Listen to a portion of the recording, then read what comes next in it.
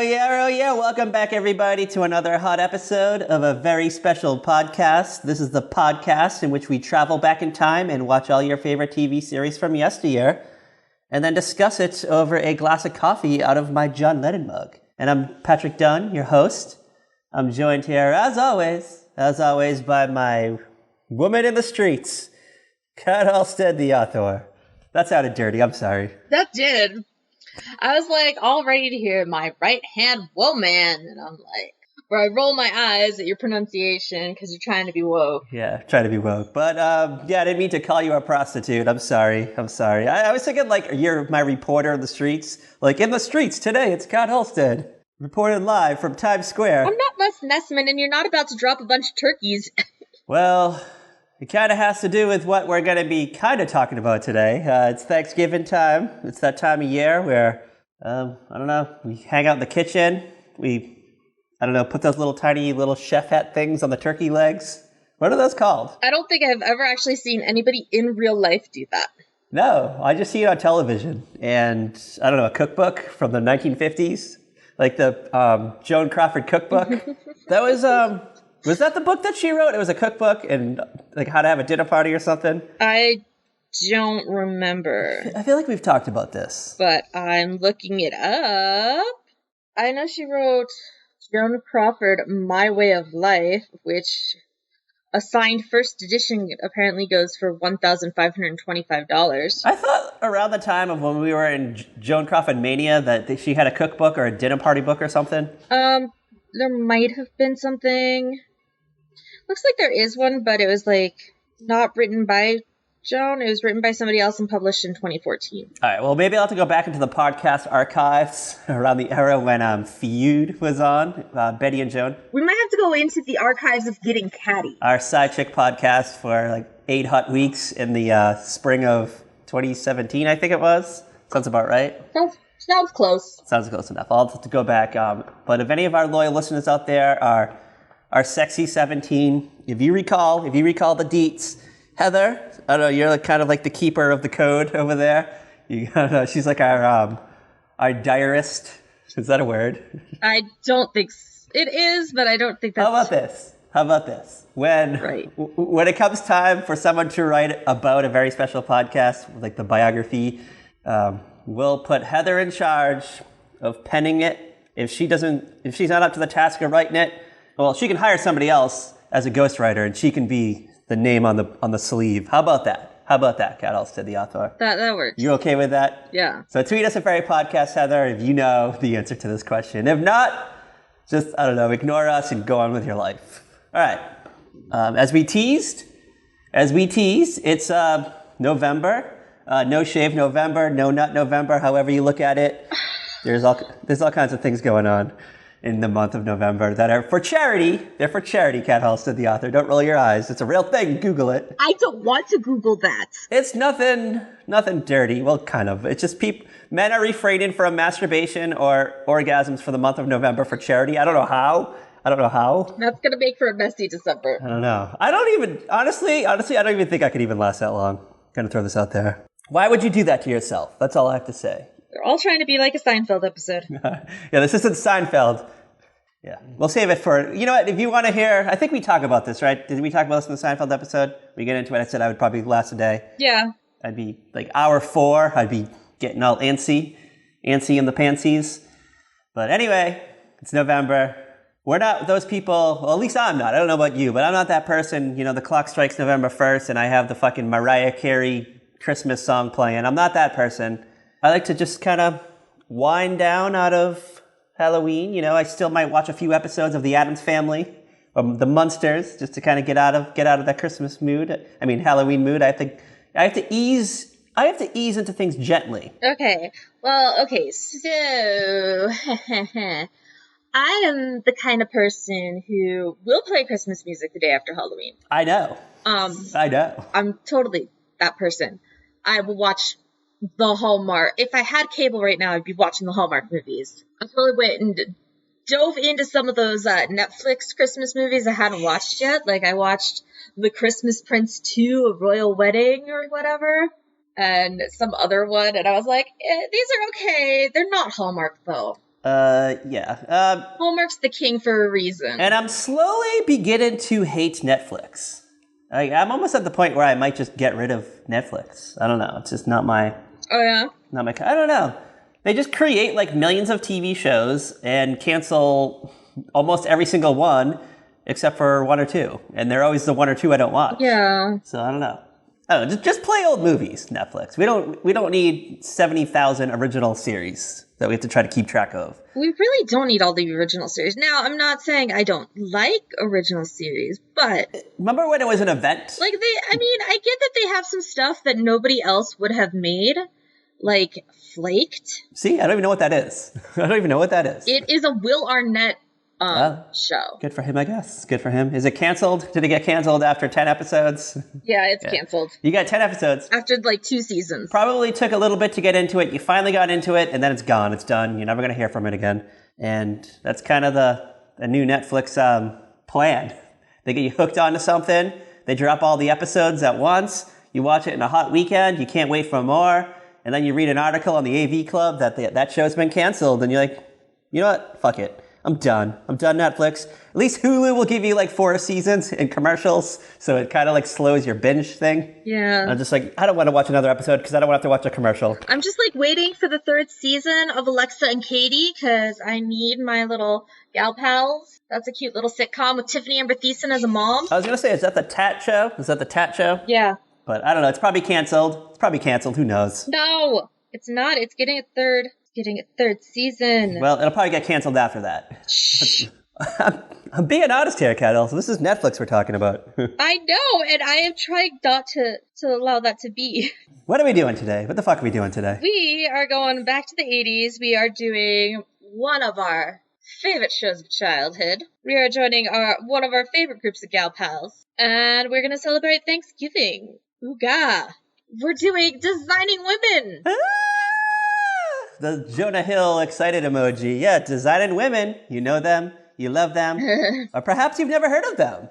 Although A-Raid and Smash, the series surprisingly hasn't held the attention the same way the Golden Girls still captures the minds of everyone today, right? Am I right? I think it did not get the continual syndication that Golden Girls got. Yeah. So... I have a hot theory. on this. You want to hear my hot theory? Okay. I think it has to do with the camaraderie of just spending afternoons with your grandmother endlessly watching reruns of Golden Girls throughout most of the 90s and just eventually just kind of becoming oddly obsessed with it yourself. Although Golden Girls got meaty at times, I think Designing Women isn't hitting home runs with fans today. Is the show kind of tackled some serious fucking issues, like head on. Yeah. Let's be real, head on. And oftentimes these issues were not popular opinion. I'm going to throw that out there because... You know, we've tackled Designing Women in the past, and we know that Julia is very headstrong in her opinions.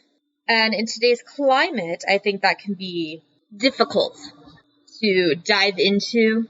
I think that sometimes you just want an escape, and you're going to get that with the Golden Girls. They're not going to be like out there preaching. And a lot of times Julia Sugarbaker preached. Yeah, she's kind of the anti-hero. Like, you don't root for her, but you just kind of love her antics, I think. Mm-hmm. She has an opinion. In many of the episodes I've revisited on Hulu, I don't share her opinions, but I still chuckle at them in kind of a, oh, wow, kind of way. Mm-hmm. So, I don't know. I appreciate it. There are times I'm like, whoa. I'm like, Julia's intense. Like, I did not remember Julia being that intense, at all. You said you watched a show in childhood, correct? Yeah, I watched it when I was a kid, and I watched it until it kind of faded away from syndication. Yeah, so, I mean, I think I mentioned this in the last episode that we did, Designing Women, but I did dabble in the show over the years. Mm-hmm. But I was never the super fan. I think because...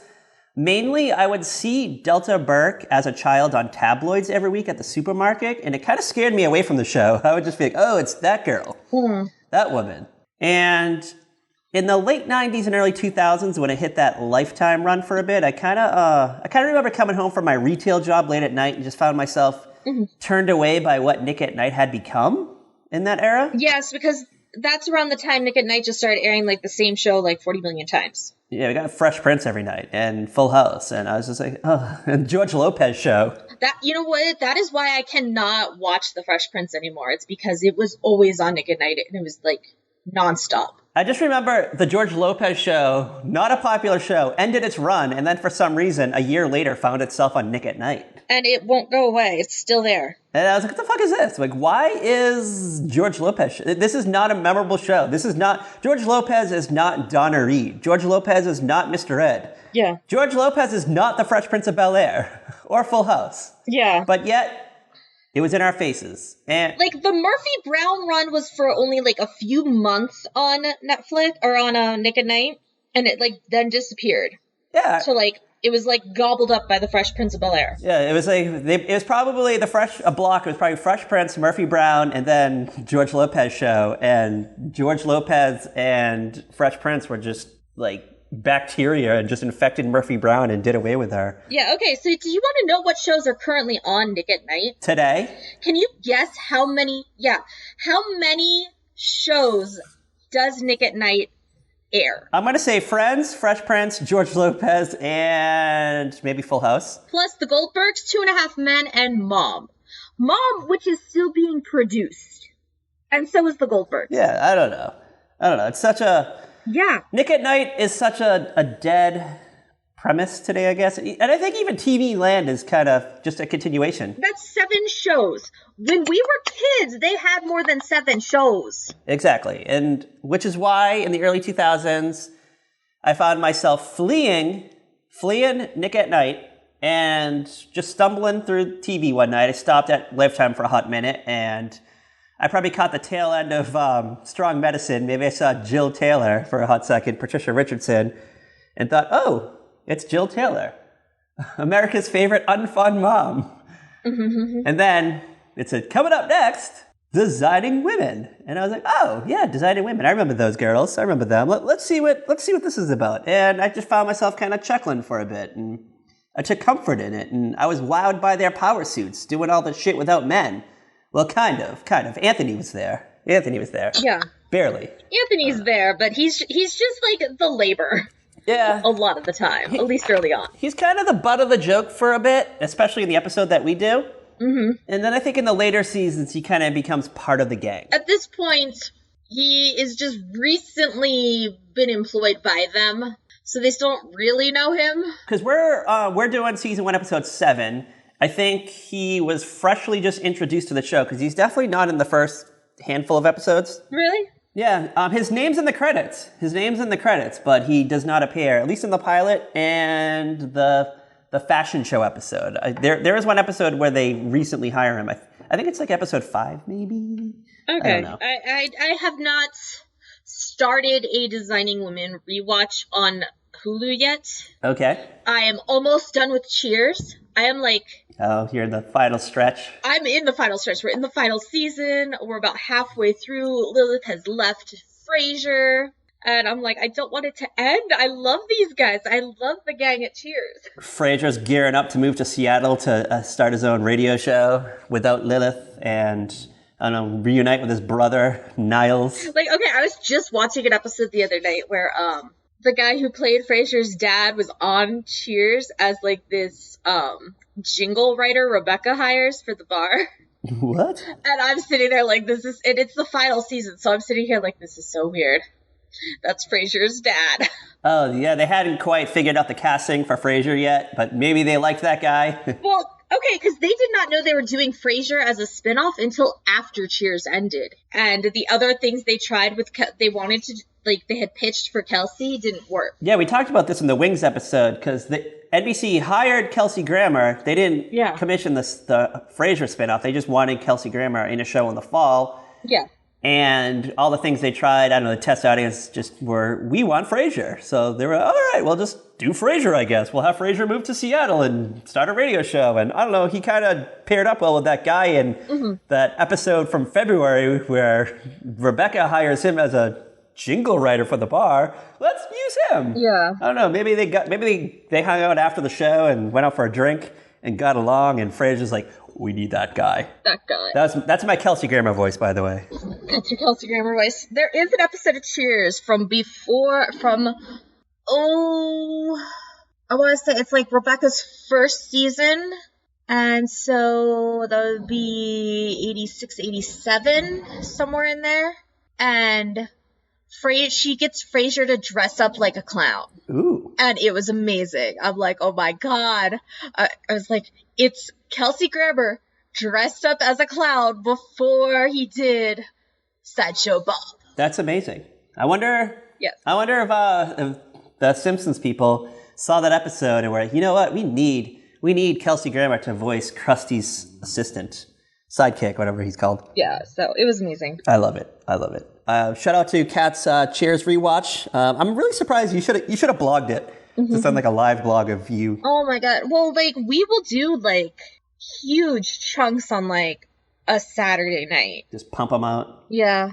Yeah, you've got through this pretty quick. Didn't you start this in like August or July or something? Not too long ago. Probably like July, because we started before I moved in. Okay. And it was like the show we would watch together, and then Now that you guys are roommates, you get to watch it a lot more often.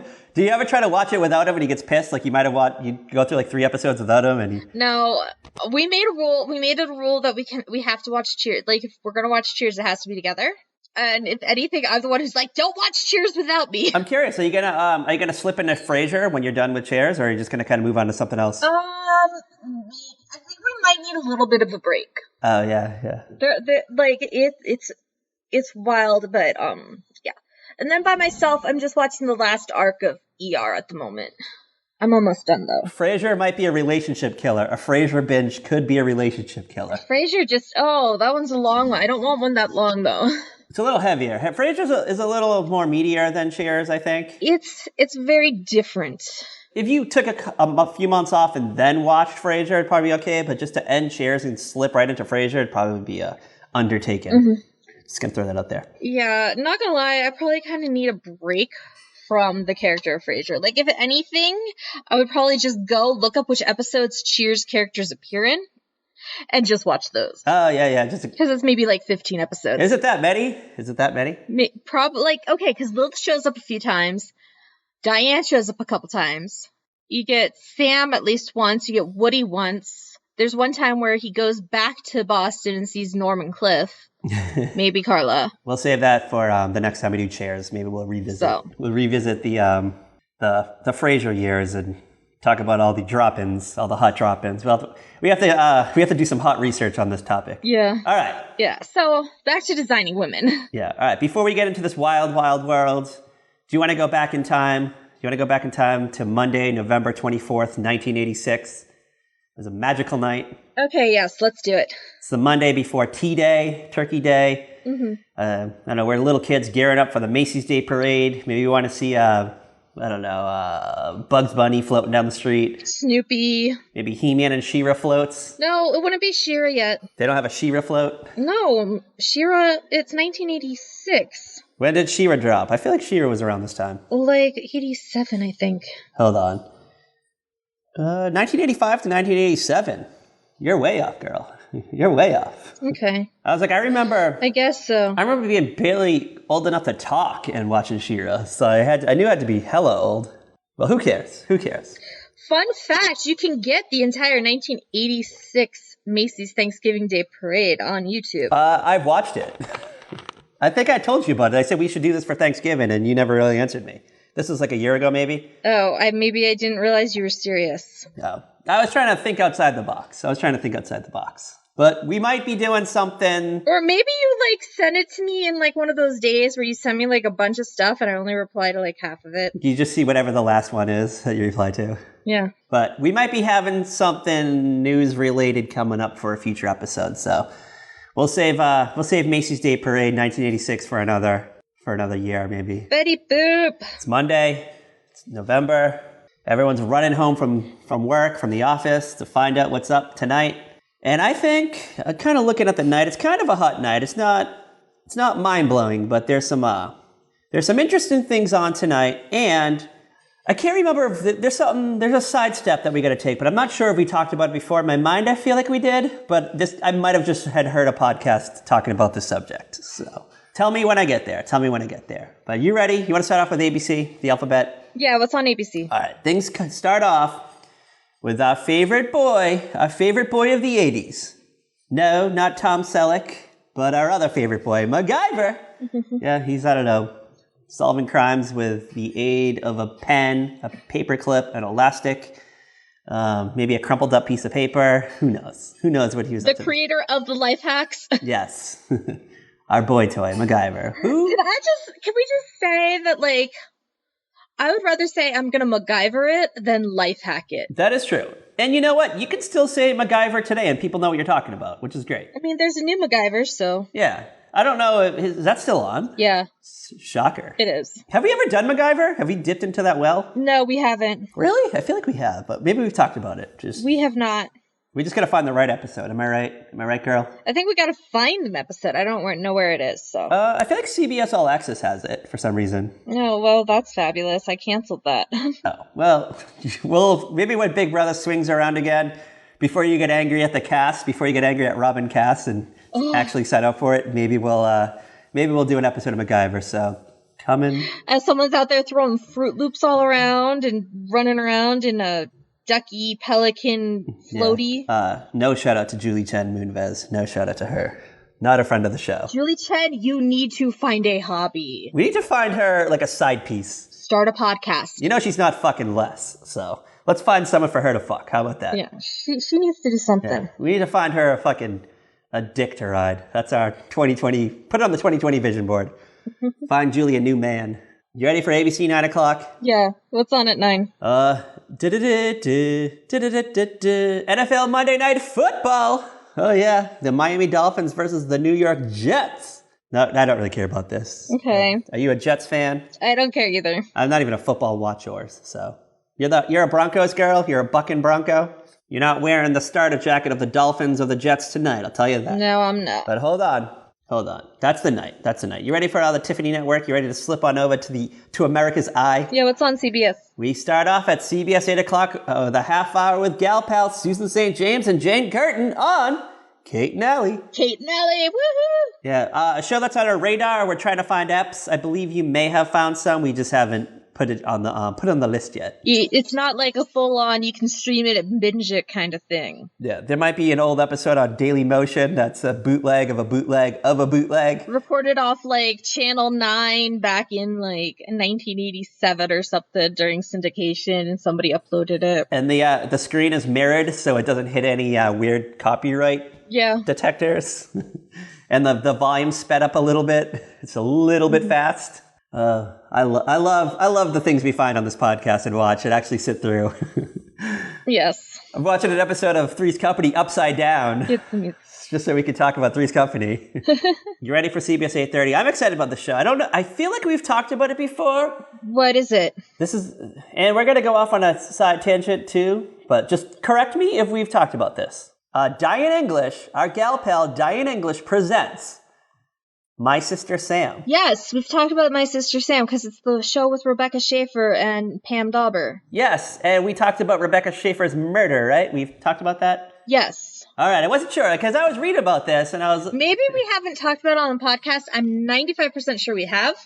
But you and I have definitely talked about this. All right, well, I'm sure people have not heard that episode, so we'll just have to very briefly bring up the Rebecca Schaefer situation. So she was a young actress. She was a teen actress. Yes. She was 16-ish, 18-ish years old when she was on this Pam Dauber show. She played Pam Dauber's younger sister on the show. Yeah, she was like 18, 19 at the time because she had moved to New York when she was 16. Yep, by herself, maybe with her boyfriend. Maybe she had a boyfriend. No, not with her boyfriend. She like had a boyfriend there. Like her parents like let her move. They had made a deal with her like if she didn't like do what like reach a certain goal by a certain like after 6 months she had to come home. And then she landed this show. And so she got to stay in Hollywood. Well, she like landed some modeling contracts and then she started acting and got on this show, My Sister Sam. And she did a few movies. Yeah. She did scenes from the class struggles in Beverly Hills. And she kind of was this up-and-coming actress. I guess she was auditioning for The Godfather Part 3. She had gotten The Godfather Part 3. Oh, she got it? She had gotten it, yes. Ooh, good for her. So she got it. She got the role. She was this big up-and-coming star.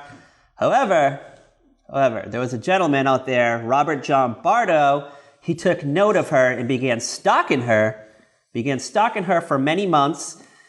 This guy, Robert John Bardo, he also stalked Debbie Gibson, Madonna, and Tiffany Darwish. Mm-hmm. Okay, that explains your notes. I guess Bardo had eventually lost interest in Rebecca Schaefer, and he moved back to Arizona or something, and then I was watching her in that black comedy Scenes from the Class Struggles in Beverly Hills, and I guess she had a love scene with a guy, and it really upset her. You mean upset him? Upset him, I'm sorry. So he hired a private investigator to find out Rebecca Schaefer's address. The private investigator was able to find out the address. He drove out to LA or wherever she lived. Yeah, Los Angeles. Yep, he knocked on her door. She was expecting like a script delivery. Oh yeah, for The Godfather Part 3. Yeah, she was expecting the script for Godfather Part 3. So she was waiting all day, and she heard the knock at the door, so she ran to her door thinking she was going to go retrieve the script. She opened the door. Bardo shot her in the chest, and she died, I guess, I don't know if she died on the way to the hospital or at the hospital, but very shortly after she died. Bardo fled back to Arizona. He got pulled over because... Oh, wait, no. He was running through traffic on Highway 10 in Tucson, Arizona. So police called someone called the cops. He got arrested, and then he immediately confessed to the murder. And Marcia Clark was the lead prosecutor in this case. And he ended up getting life in prison without parole. And this case led to a lot of... it was kind of the first of anti-stalking laws. It was kind of the beginning of this discussion, which it's still not a perfect system, but I guess this led to discussion. No, it's not. But R.I.P. Rebecca Schaefer, R.I.P. girl. We wish you were here. We wish you went on to bigger things. You probably could have been hot in The Godfather Part 3, and maybe it would have led to a billion other roles that we love. Who knows? Maybe she would have been in Clueless. Who knows? She probably would have not done Clueless. Really? You don't think so? I don't think so. I don't know. I feel like... I think she would have done more, like, deeper, artsier. Yeah, I don't know. Who knows? So, I don't know why you would think Clueless, but... I don't know. I was just trying to think of an iconic early 90s movie that she would have landed herself in. I think she would have been too old for Clueless. Well, like, Stacey Dash was like 30 when she did Clueless, so... But Stacey Dash didn't look 30. I don't know how old Rebecca Schaefer looked. I saw one picture of her from My Sister Sam, and she looked pretty young, so who knows? Yeah. Who knows? But that was also like 5-6 years before Clueless. That is true. I don't know. Maybe she would have played an older sister on Beverly Hills 90210. Maybe she would have been like an older college student or something that they hang out with in an episode. Who knows? Who knows? Maybe she could have had Hilary Swank's career. Maybe she would have had, she would have been the Hilary Swank. Yeah, I feel like that's probably the trajectory she was more on. Boys Don't Cry in 1999 and $1 Million Baby. Yeah. Okay, so what's on next after My Sister Sam? Cat's rolling her eyes. All right, after My Sister Sam, we get a Power Hour, we get New Heart at 9, and Designing Women at 9:30. Ooga. What's on at 10? And I'm excited for 10 o'clock. Cagney and Lacey. Oh, yeah. Really? You're excited for that? Well, it's kind of got a combo of things that I love. It's a police procedural that's lady detectives who not only solve crimes, but also have to juggle home life and sexism in a male-dominated profession. So, I don't know, it's like, just put that all together in 1986. And I don't know, it's my cup of tea. That's all I got to say. It sounds exhausting. I've never actually seen Cagney and Lacey, but I just picture them. Yeah, see, I don't think I've ever watched Cagney and Lacey either, so I'm kind of like, this sounds exhausting. I'm just picturing them solving a crime. They have all the clues. The men are like, no, that's not it. And they end up being right, and the men just feel stupid. And then a week later, we just go through it again. Yeah, that just sounds exhausting. It's a younger, hotter Murder, She Wrote. That's basically what it is. Except they're actually supposed to be solving crimes. They're not just showing up and people randomly get murdered. I don't know. Everywhere they go. You know what? I think Cagney and Lacey is on Amazon Prime, so maybe we'll dip into it. We'll have Hot Procedural March. Just revisit all these shows that we say that we're going to watch. We're not doing any more theme months, Patrick. I don't know. You're cut off from theme months. We keep getting requests for theme months. We have to give the fans what they want. Okay, you yourself requesting them is not a thing. I don't know. I'm gonna start cataloging all these tweets we get, and I'm gonna send them to you, and a note screen cap on our Instagram page. So get ready. All right. You ready for NBC? You ready to get through NBC? Yeah, what's up? Things kick off. It's Monday night, 8 o'clock. Elf, America's favorite alien. Yes, Elf. Probably first season, my guess. Our favorite cat-eating alien. I'm excited for NBC 8:30. I've never actually watched the show, but I'm wildly familiar with it. Amazing Stories. Do you know this? We've talked about this before. We've talked about Amazing Stories. Yep. It's an anthology series in the vein of Twilight Zone, but it spawns numerous genres and executive produced by Steven Spielberg. And for the time, the series brought in a lot of heavy hitters such as Kevin Costner, Gregory Hines, Dom DeLuise, Sid Caesar, Clint Eastwood directed episodes, Burt Reynolds directed episodes. The show was on for 2 years. It wasn't a raid and smash, but it did well. But the network, I guess, only had like a 2-year contract with the show, and they just didn't want to renew it. They're just like, I don't know. It probably cost a shitload of money, let's be real. But hot scoop. Probably. Hot scoop. Do you know the series is coming back with new episodes to you ready for this? Apple TV Plus? Yeah. Why? I think I heard that. Does Apple, what even is Apple TV Plus? Like, come on. All right. Hot question. Are we at peak streaming outlets? Are we just at... We are at, like, too many fucking streaming outlets. It's like too many cooks. Okay. Right now, we've got the Hulu, we got the Netflix, we got the Amazon Prime, and I'm already subscribed to Disney Plus for when it starts. That's 4 things. I think a bunch of these can be consolidated into one. Am I right, girl? Like, plus, I don't know. Isn't there NBC has one coming?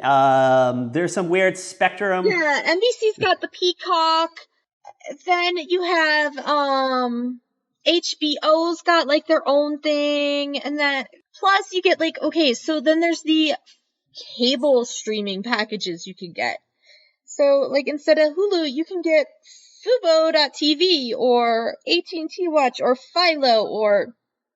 And let me tell you something. I have been trying these out since we don't have cable as, like, a way to get, like, the cable channels you actually like and be able to, like, just sit and, like, watch TV and not... But they all suck. How long do you think until we just go back to having cable and DVRs? I bet it's coming back. People are just going to want that retroness. Dude, I just want cable and a fucking DVR. That's all I want. All I need in this life of sin is cable and a DVR. You ready to end the night? You ready to end the fucking night? Yeah, how are we ending the night? We're ending the night with a goddamn bang. A fucking NBC Monday night movie. And this one's a fucking doozy. A doozy. Oh. What is it? I'm excited for this one. I'm excited. I'm sure all the Katie Pats are too. Craig T. Nelson and Susan Blakely in the Ted Kennedy Jr. story. Ooga. Ooh. About the son of everyone's favorite drunken senator who loses a leg to cancer at age 12 and how he's overcome the challenges that come with it. And I just was like, I wonder what challenges he had to go through. So I read in 1973, when Ted Kennedy Jr. was 12 years old, while he was actually in the hospital having his amputation done, his dad was not even there. His dad was not at the hospital. Instead, he was at his cousin's wedding. What? Yeah, and this is a scene in the movie. I don't know. Yeah. I don't know. These Kennedys are fucked up. These fucking Kennedys are so weird. Their priorities are all over the fucking place. It's like, you know what? Your son's in the hospital. Go there, not just some fucking lavish wedding. It probably was like a photo op. That's probably why he was there. He wanted to, have America know that he wasn't a fucking drunken fucking oaf. Yeah. Just gonna throw this out there. Ted Kennedy Sr., my least favorite of the Kennedys. Yeah, well, he's supposedly the biggest jackass of all. Oh, yeah. Well, he drove off the fucking Chappaquiddick and killed fucking Mary Jo Kopechne, whatever her name was. Yes. Yeah. Ugh. And then got away with it fucking scot-free because he has fucking daddy's money. Oh, yeah, his fucking bootlegger money. That's how the Kennedys built their empire, fucking making fucking cheap-ass booze and selling it to fucking mobsters. Yeah. Or actually, they were the mobsters. I'm like, weren't they the mobsters? Goddamn Kennedys. Ira. Yeah. Ugh. I'm going to go re-top off my coffee. Then you want to get into this hot Designing Women episode? Yes. Perky's visit. Get a little perky turkey. Perky's visit. We'll play the Price is Right theme song. Sounds good. Or maybe we'll play clips from the 1986 Macy's Day Parade. How about that? Happy Thanksgiving from TV6. Hi, I'm Rebecca Schaefer. Of the Monday night series, My Sister Sam. And I'm David Rappaport. Of the series The Wizard, we're back here in Toronto to bring you more of the great Santa Claus parade. And did I hear you want clowns? Well, we'll give you clowns. And they're not your ordinary funny men, either. These are your corporation clowns. Under these crazy outfits are some of Toronto's most prominent citizens. Doctors, lawyers, heads of corporations. Get this, these guys pay each $1,000 just to clown around here today. Merry Christmas! Oh, Hey! my gosh! Hi, Who are guys. you? I'm Ron Barbaro, President of Prudential Insurance Company of America and Canada. Hi. Prudential Insurance Company of America and Canada, why are you dressed up like this? Because we're having fun just like you are. Well, that's a jolly good idea. And do you do this for a living? I wouldn't say that, but we should have fun for a living, and I have a little gift from Santa for you. He sent George and I ahead some panda, and you'll see a panda in the parade. We want you to have that. Well, that's very, I never thought I'd get a present. That's really nice. Thank you very much. I hope you enjoyed that clip of Hugh Downs talking about the Betty Boop float floating down Times Square, wherever the hell they have it. Dude, Hugh Downs was with the ABC, not NBC, man. I don't know. Who was it? You said Bryant Gumbel? Is that who you said it? It's probably like Bryant Gumbel. The Betty Boop float goes astray and flies off, crashes into... It's like Bryant Gumbel and like Jane Pauley or something. They were around in 1986? I don't know. I have to look it up. I don't know who hosted. Well, we'll find out when we play the clip. No. Bruce the intern has a task to do this afternoon. He has to pull the audio from the 1986 Macy's Day Parade. Have fun with that, Bruce the intern. Instead of writing angry tweets about us, yes, you can follow Bruce the intern now at Bruce Intern on Twitter. You can read his. He's such a curmudgeon, that Bruce. Ugh. Oh, really? Yeah. Oh, yeah. I don't know. I've seen what he's written about us. He got mad at us that he had to do chipmunk voice a few weeks back. He had to, I don't know, figure out how to do that. Yeah. He had to watch a 10-minute YouTube video on how to do chipmunk voice. Sorry, Bruce. Don't you want to earn that college credit? Don't you want to graduate this June? Huh? Don't you want to walk down the aisle and throw your cap in the air and get your diploma from your... Do they have valedictorians? Do they call them that at college, or is it something else? Yeah. Commencement speaker? Maybe Obama will be your commencement speaker. Who knows? Maybe. You'll finally get your dream, Bruce. You'll finally get your dream. You get to shake hands with the former president. Be out of our hands. Unless you come back as Bruce the unpaid worker. Who knows? I don't know. Who knows what your plans are? I don't know. All right. Yes. Designing women. You know them. You love them. You think they're hot. You love their power suits. You just love Julia's angry rants. Yes. So this episode, there's a lot going on this week's episode. Yes, there's a lot in this episode. Kind of wild. Okay, so the basics. Yeah, take us in. It's the day before Thanksgiving. Charlene and Suzanne are at Sugarbaker's. Suzanne is in the kitchen attempting to cook. I don't know why, but she is. Suzanne is not a cook. Suzanne's not a cook, right? Because, the person who's known to not be able to cook always wants to do the Thanksgiving dinner. Because, Thanksgiving is not like a major meal or anything that has like a lot of components you have to like know how to do and know how to do well to make it all come together. Yeah, I just love the idea. So Suzanne's typically, she's the former beauty queen. She's the pageant girl. Mm-hmm. She's got an eye for design, but she never really learned.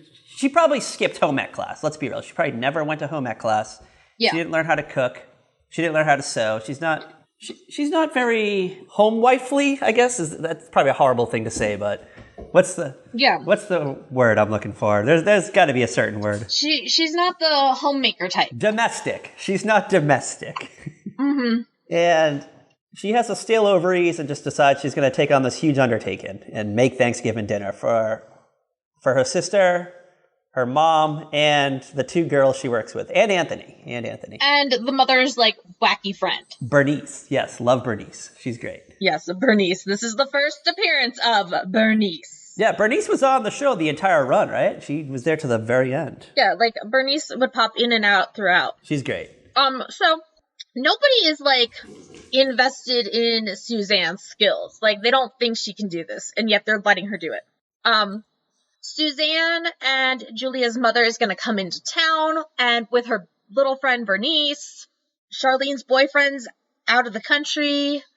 Mary Jo doesn't have her kids this year for Thanksgiving. The ex has them, so they're all going to kind of have Thanksgiving dinner together. It's the day before. Julia and Mary Jo and Anthony are out doing stuff for the business, like Julia and Mary Jo are meeting with a client. Anthony's making the deliveries and the installations and all that. It's a busy day.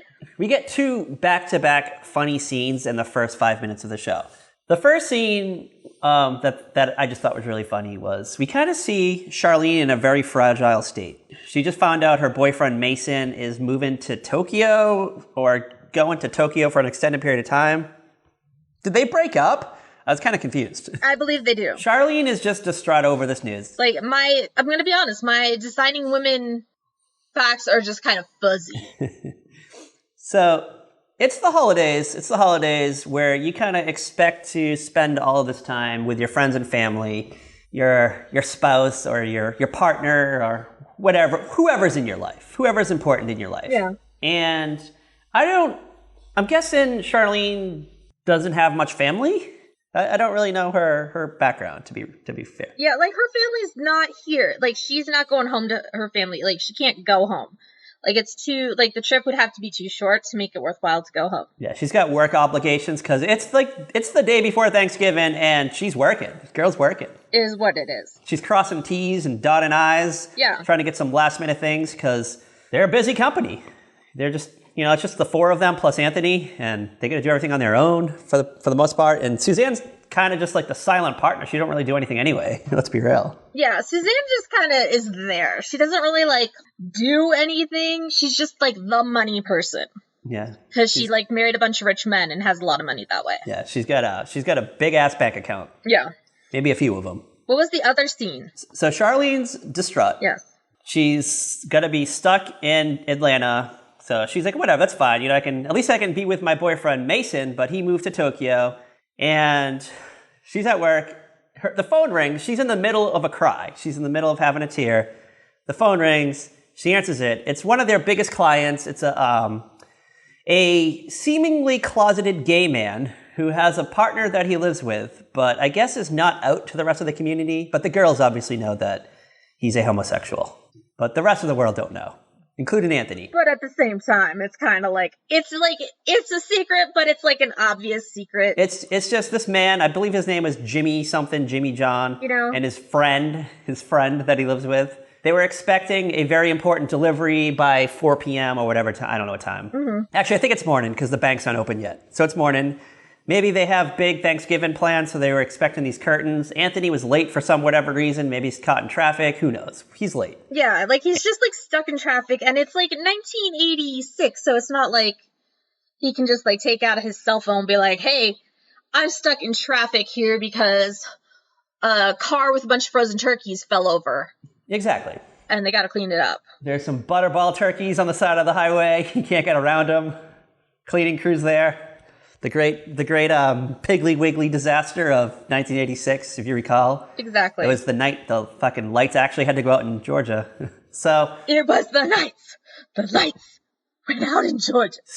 Charlene's trying to appease. Sorry. So Charlene's trying to appease the client. She's trying to come up with reasons why Anthony might be late, but she's having trouble finding the words because she's just an emotional wreck. Yeah. So whatever, she finally gets the client off the phone. Then Mary Jo and Julia, they come running in, and Julia's on a tirade. Julia is just over the top upset about something. Mary Jo is kind of embarrassed. She's like, oh my God, you guys aren't going to believe this. And Suzanne and Charlene, they're expectant. Every day it's something else. It's something. Yeah. They're just kind of half listening to this tale. So we learned, I guess, that Julia and Mary Jo, they had to do something for a client, but they wanted to swing by the bank to make a deposit. The bank wasn't fully open yet. They only had the drive-up window open. But I guess they had walked to the client's house. They didn't drive. I don't know what. But so they tried to walk up through the bank drive-through teller window. Yeah, okay. So it was like the bank was close enough that they could walk. Yeah, only the drive-through was open. So they decided to drive through, and the woman is like, well, you have to be in a car. Like, really, lady? Really? So Julia hijacks a car that's in line. She just gets in the backseat of a car. Yes. And demands to be driven to the window. The bank manager is, no, I refuse to serve this. Like, this is not professional. This is not professional, Julia Sugarbaker. Because let's be real, he probably has to deal with her all the time. Yeah, I'm sure this is not the first time he's met Julia Sugarbaker. Oh, no. She probably thinks she owns the bank. Let's be real. Mm-hmm. She's like, she probably always threatens to pull her money, but she never does. She's that customer. Like, I'm going to pull my money and go to the other savings and loan down the street. Yeah. And he's just like, go ahead, Julia Sugarbaker. You know you'll be back. You know you'll be back. And the next week, she's fucking got her tail between her legs and making deposits at the original bank. And, I bet you the staff, they just see her coming in and the one teller pretends she's going to pee or something. She's like, I'll be right back. Like, Tag, you're it, and takes off. And she's like, oh, sorry, close. Like, all the windows could be open, and then all of a sudden, like, 3 tellers go on coffee break, 2 to the bathroom. One has to, like, run out for an emergency. It leaves, like, the one, like, newbie to have to deal with her. They probably draw straws to see who's going to serve Julia Sugarbaker. Mm-hmm. The bank manager calls the cops, calls the police. The police come down. There's like, some kind of scuffle going on, So now Julia has to make a court appearance on, I don't know, probably the Monday after Thanksgiving. Yeah. So you got all that going on. And then Anthony shows up. Charlene's, where have you been? The client's called 1,000 times. I've paged you. And he's like, yeah, you paged me. But I have a pager. I can't just pull up to the Mercedes next to me, rip the fucking car phone from that guy and just say, hey, can I call my boss? No, that's not how pages work, Charlene. Yeah. Charlene's all, well, did you make the delivery? And Anthony's like, yeah, I did the delivery. And that guy's weird. Him and his friend, they're just staring at my shoulders while I'm hanging the curtains. What's up with that? So, I don't know. There's just a little weird hints of homophobia going on in this episode. I guess it's current with the times. I don't know. Yeah. It was a little awkward. Let's be real. It was a little awkward, but at the same time, Anthony's been to prison. Oh, that's right. He's an ex-con. He's done hard time. We don't know what he did. So, he doesn't really come out and say it, but I don't know. He probably did something stupid. Like, nothing. Yeah, it was something like stupid, but regardless, Anthony makes a verbal threat about the client in front of the girls. So he says something. If this guy keeps it up, he's going to be I think they called him a good client, and he's like, well, he's not a good client because if he keeps it up, he's going to be a gone client. Yeah. And they just kind of laugh it off as, oh, it's Anthony. Little unthreatening Anthony, even though, he's an ex-con and all. Yeah. And we have to point out, we're going to get a lot of racial, stereotypical microaggressions coming up. Yes. In a bit that's a bit awkward. So I want to point out that Anthony's a person of color. Yes, he is. Makes for a really awkward second half of the episode. I just want to throw that up there. Oh, yes. He is he was convicted of something. We do not know what. He really impressed Julia Sugarbaker. That's all I know. Julia was super impressed by him. She hired him. There's something about him. Maybe she just wanted a guy with maybe similar energy to her. Oh, okay. I know what he was arrested for. Ooh, what was it? I know what Anthony was arrested for. He was arrested for his involvement in a convenience store robbery. Okay. Anthony was waiting in the car while his friends went in to buy beer, and without his knowledge, his friends decided to take the contents of the cash register instead. Oh, so he's kind of like an accessory to robbery. Yeah, he was an accessory, and they thought he was like in on it. That's kind of shitty for him, so to say. That's why he calls it his unfortunate incarceration. Yeah. He's a sweet guy. I really enjoy Anthony. He kind of brings a balance to the show. Mm-hmm. Take the edge off of the conflicting personalities of the women. He really does. Because let's be real, there's a lot of conflicting personalities. There really are. And that just sounds like my meeting notes from yesterday. Conflicting personalities. Despite Anthony being a sweetheart, there is still a rough exterior to him, and I kind of see like a bit of Julia in Anthony, and I think that's why Anthony and Julia kind of get along so great, because in a way they're kind of reminiscent of each other, because Anthony is a bit outspoken. His mouth gets him in trouble. Yes. And the same way that Julia's mouth gets her in trouble. It does. So I think that's why she probably hired him. She's like, I want someone with my energy on my staff. Because I think the other girls are a bit of a pushover, and Suzanne's just kind of, she's just there. She's just eye candy for the company. She's the poster girl. Yeah. Right after that, Julia and Suzanne's mom, Perky, her name's Perky, show up. and Bernice. They're coming from the nursing home. That's where Julia and Suzanne just sent her off to a nursing home. The assisted living facility. Well, she referred to it as a home. Perky said you sent me off to a home later on the episode. It was obviously Shady Pines. There is a great line, though. So Perky introduces Bernice to the girls, and Bernice just is not 100% there. She's not all the way there. Mm-hmm. And they kind of look at Perky, like, who is this? Who's this bitch? Yes. And Perky says, she has a bit of an arterial blood flow to the brain. So yeah, that's Bernice. She knows about it. She's comfortable talking about it. She's okay with it. Mm-hmm. That's Bernice. You just have to take her for what she is. And it's great. Yeah, you just gotta let her be. She can't censor herself. It's a nice way of saying she's teetering on the edge of senility. Mm-hmm. I love the camaraderie between Perky and the other girls.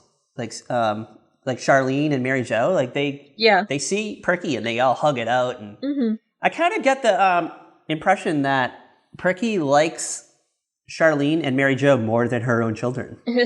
Probably, let's be real. At least in this episode.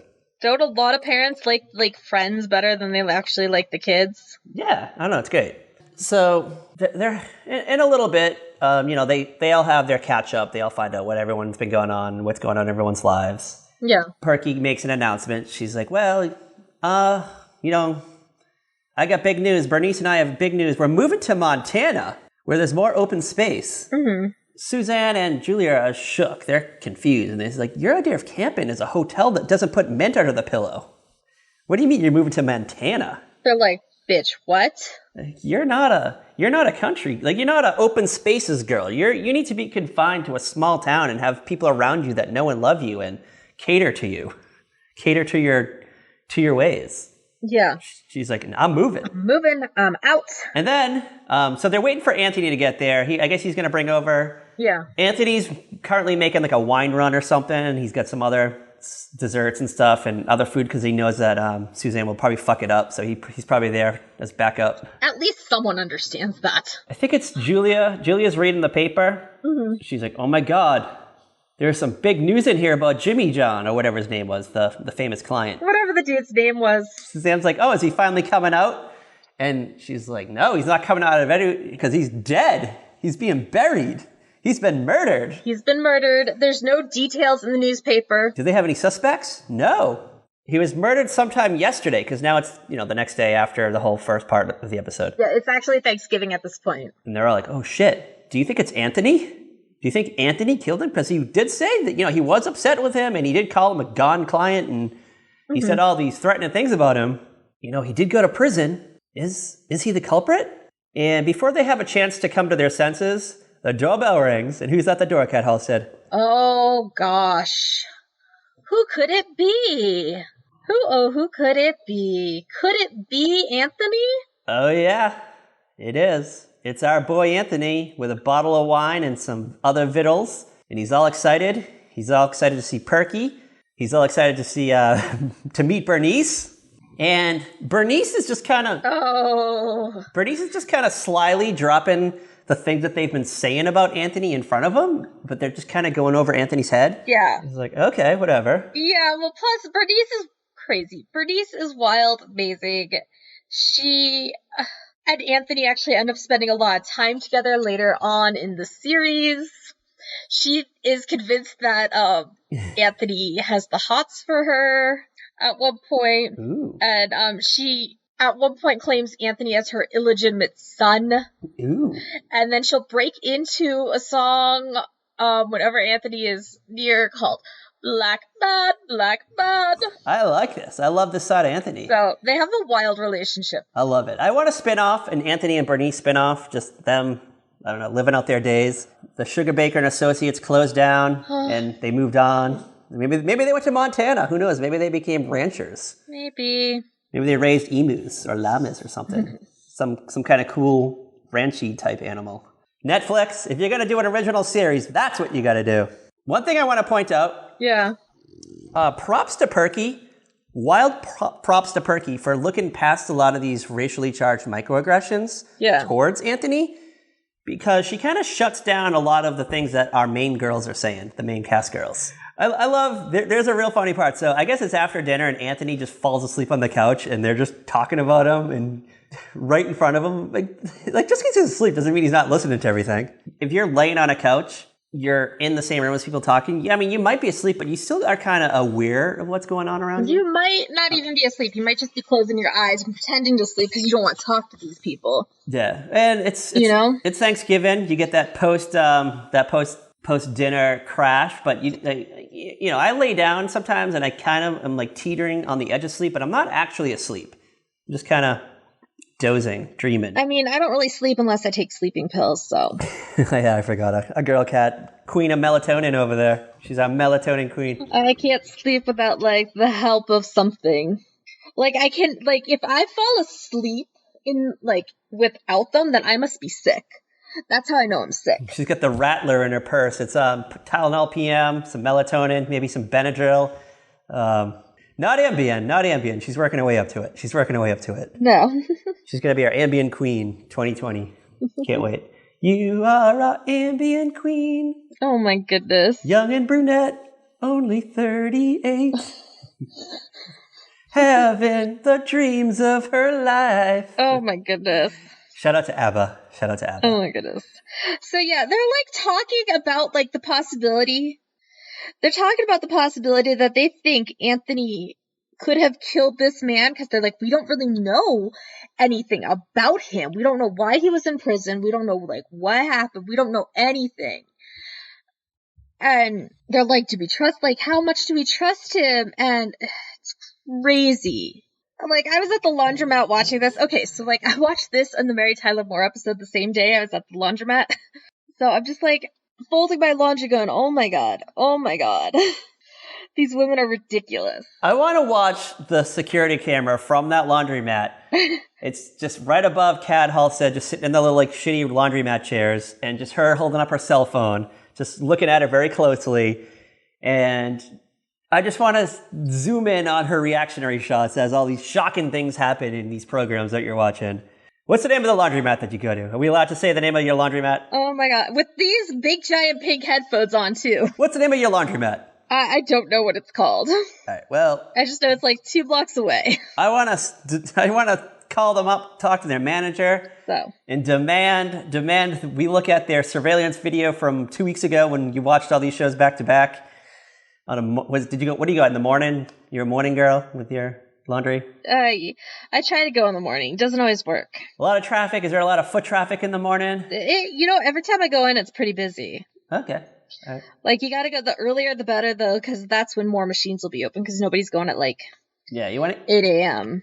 That's when I really need to go. You gotta go super early so you don't get stuck with the rickety-ass fucking raggedy machine that barely works. Mm-hmm. The one that you gotta run your clothes through twice because it barely dries them. Well, actually, you know what? The dryers, they're actually pretty good. Are they? Oh, what do they got, like a Frigidaire, a Whirlpool or something? Kenmore? I don't know. They're just, like, these big-ass dryers, and you can, like, just put in, like, a couple quarters for, like, and get, like, 25 minutes of dry time.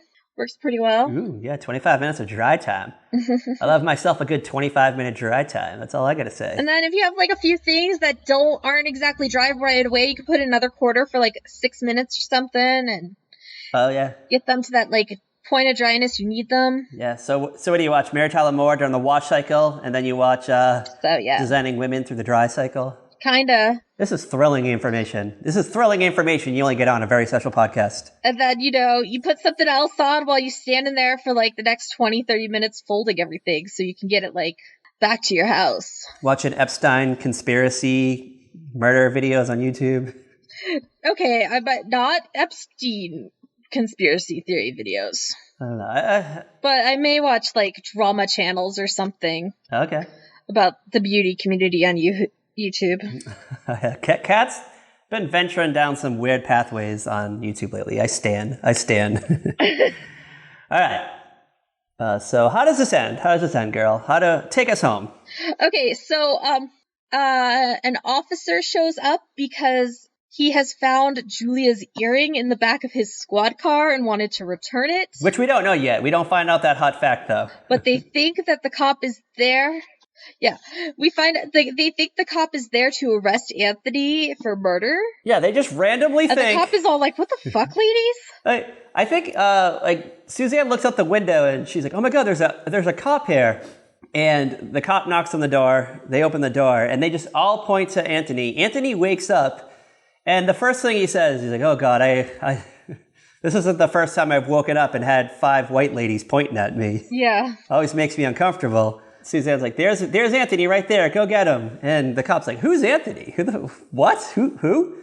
And they're like, he's the one who murdered Jimmy John or whatever the client's name was. whatever. He's like, oh, that guy? Yeah, we solved this murder already. It turned out to be his partner. He wrote a confession letter and mailed it to the station, and we just got it. And I don't know, he's in the slammer now. I'm like, whoa. He confessed the whole thing yesterday. He broke down in tears. Yeah. What, ladies? You're nuts. I want to know what led to that murder. We just brushed over that. I was like, come on. Can we get a minute synopsis of what happened? Did he not like the curtains that Anthony brought? You know what? Okay, this is my theory. I think they got into an argument about how Jimmy John, or whatever his name was leering at Anthony, and the guy got jealous and killed him. Oh, yeah, because they were admiring Anthony's broad shoulders.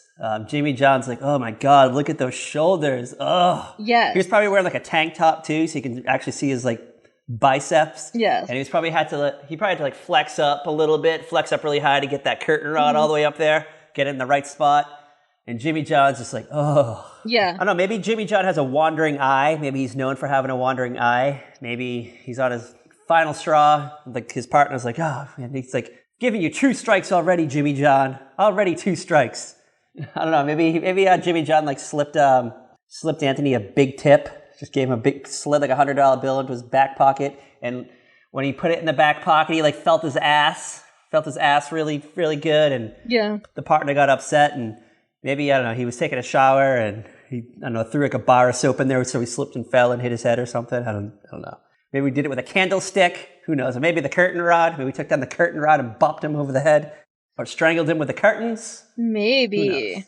I don't know. I've just pictured some really campy murder. Oh yeah, it's gotta be. I really think that Designing Women could have sold it too, because the one thing, at least in the number of episodes of Designing Women that I've watched in the last 2 months, they do a really good job of explaining things that happen off screen. Mm-hmm. And it's so over the top. These things are just so over the top and so wild. Yeah. That I really think they could have just beautifully created a murder scenario for Jimmy John. True, but at the same time, none of the people in the scene were there to witness it. The partner did issue a confession, so he sang like a canary. And I'm picturing a Clue-like scenario where they're all trying to guess how it went down.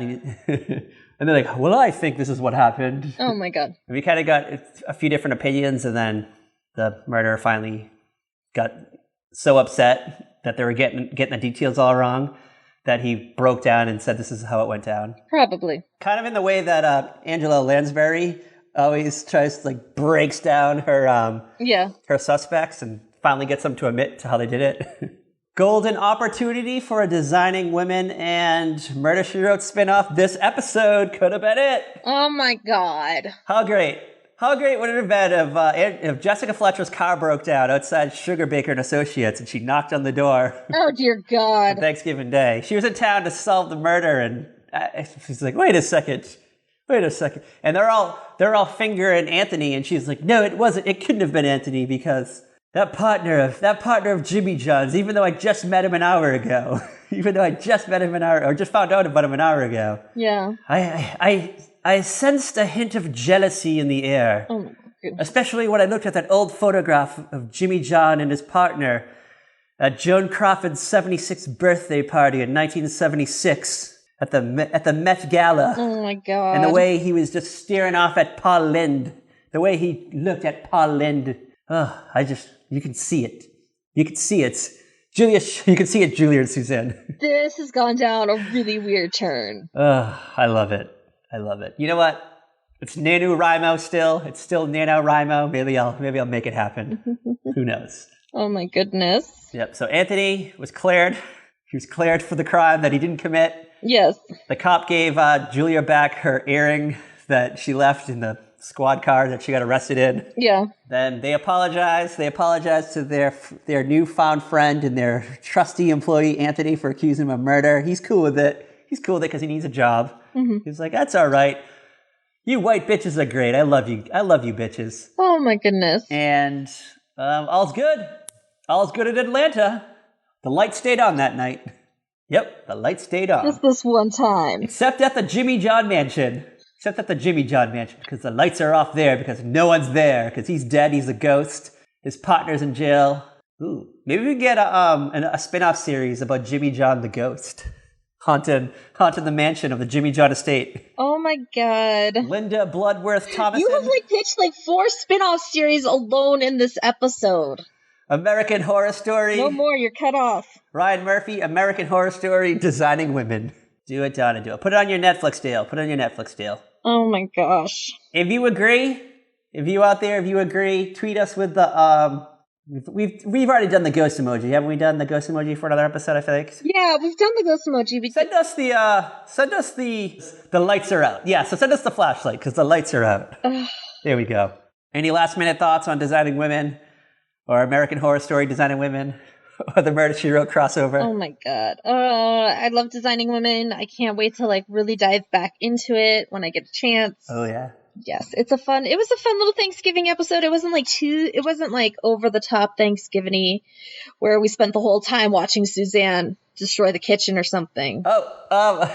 We get a fun scene where Suzanne leaves the pie in the oven too long. Yeah. And instead of just fucking throwing the thing out, she brings over the burning pie to the table. And there's smoke everywhere. There's fucking smoke everywhere. It fills up their gathering room. And all I could think was, Julia. Yeah. Julia, what are you doing, girl? I'm not Julia. Suzanne. Why? What are you doing? Throw that in the sink or something. Throw it outside. Yeah, just stop. There should have been, Julia should have taken over at some point, and she didn't. She let this disaster continue to happen. Do they not have batteries in the smoke detector there? Because every smoke detector in that house should have gone off. Should have gone off, girl. Should have gone off just like Julia Sugarbaker goes off. So for real, my smoke detector goes off if the burner's been on too long. I swear to God. I make fucking toast. I make toast. Not even halfway. The dial's not even halfway up, and my smoke detector's going off. I gotta toast 6 rooms away from the smoke detector. Ugh. But yet this bitch, fucking Suzanne Sugarbaker is over here burning fucking pies. For real, man. Ugh.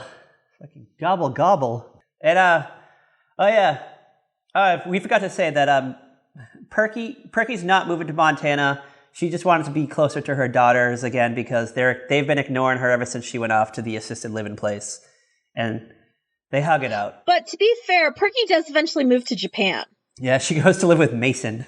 Probably not, but there's a callback. I will say, I love the hug it out moment that we get at the end between Julia, Suzanne, and Perky. They're on the path. They're on the path to recovery. Reconciliation. Which opens the door for more fun Perky appearances. And I'm glad they didn't make Perky kind of that TV trope where they just make her the annoying, overburdensome mom. They actually made her a character that you want to root for. Because, I'm thinking of Home Improvement. Whenever Jill's parents come into town, or whenever Tim's parents come into town, they just try to take over all the domestic duties and stuff. And Perky's, no, she's just there to have, she literally walks in the door, she gives everyone a hug, and then she tells Julia, all right, you got to throw those daiquiris in the blender right now because Bernice and I are going to fucking drink up a storm. Yeah. If you need me, I'll be on the couch waiting for my fucking daiquiris, girl, watching Jane Pauley narrate the Betty Boop blimp as it breaks away from the parade and crashes into the Empire State Building. Yes. Whatever happened in New York City that day. It was probably a windy day. I feel like it was a windy day. It's always a windy day on Thanksgiving. Yes, it is. Shout out to Perky for calling the 4 main characters judgmental and racist for jumping to conclusions on Anthony. So that was the last nugget that she said before she left, which is great. So shout out to her. We stan you. We're going to build a statue in your name. We're going to put it, it's going to be right in front of the AVSP podcast ride. Oh my goodness. Maybe we'll commission artwork. Commission a portrait. We'll sell it on eBay or something. on our Etsy page. Oh my god. And Bernice too. You know what? We don't want to leave Bernice out. We gotta honor her too. We'll make a Bernice Pez dispenser. Yeah. And it doesn't dispense candy. It dispenses sleeping pills. Oh yeah. So Cat can go to sleep. Sleep. What is sleep? So that's leg one. That's turkey leg one of our Thanksgiving adventure. That's our first serving. Exciting times. I'm excited about next week. We're gonna give you a second helping. Oh yeah. Second helping of turkey and some cranberry sauce and some fixins. Maybe a Patti LaBelle pie. Who knows? Because what are we doing next week, Kat Olstead, the author? Next week we are going to the 70s? Via the 90s or 2000s. I don't know what decade it is. We're going to go chill out with our favorite 70s gang from the 90s and check in on Thanksgiving. Yeah. We're going to hang out with the Formans and the Pinciatis and the Kelsos. Our gal pal Kitty does Thanksgiving. Oh, yeah. I love myself a good Kitty Foreman Thanksgiving. Oh, my God. I wonder what Kitty made for Thanksgiving dinner. Will we find out? Did we find out in the episode? I think I don't know. We're gonna have to find out. I'm gonna try and figure out what she makes. Ooh. Oh, and you're gonna do a in the kitchen with Kat? Yeah, maybe I will. Hold on. You have to dress up as Kitty Foreman and talk like her and act like her, and then you got to get your boyfriend to be Red. No, I'm not making him participate in stuff. And call you a dumbass, and make him call somebody a dumbass. How about this?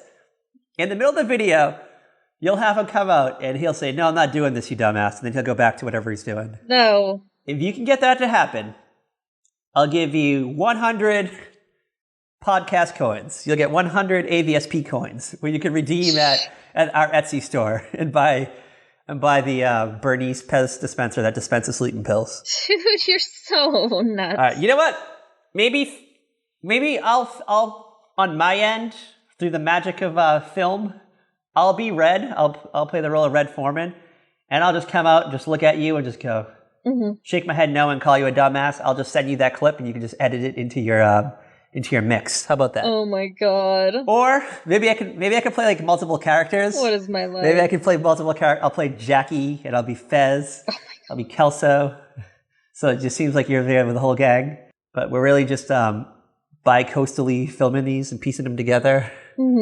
I stand. If you want this to happen, tweet at Very Podcast. Tweet us the oh my goodness, the video camera emoji, the little like film rail thing. Tweet us that, and we'll do it. We'll make it happen. And if you want to be in it, just film us a short little video clip, and maybe we'll find a way to interject you in. Like send us a hot scene of you sitting at a dinner table, acting like Donna. I don't know. Who knows? Sorry, I've had a lot of coffee. All right. Anything else? Anything else about That 70s Show? No, not that I can think of at the moment. All right. Where can you follow our adventures, Kat? Also the author. Where can you follow us? Kitty Foreman. You can follow us on Twitter at Very Podcast, on Instagram at A Very Special Podcast, Facebook, Tumblr as well. You can find us on YouTube, iTunes, pretty much almost any podcast app. Stitcher. Don't accept invitations. Oh no. And yeah. Yeah. As always, girl. As always. Bye. Watch the skies for The Ghost of Jimmy John Haunted Atlanta. Coming this fall to Netflix. No, coming this fall to Spectrum. I just really want a sandwich right now. Oh, because I said keep saying Jimmy John's.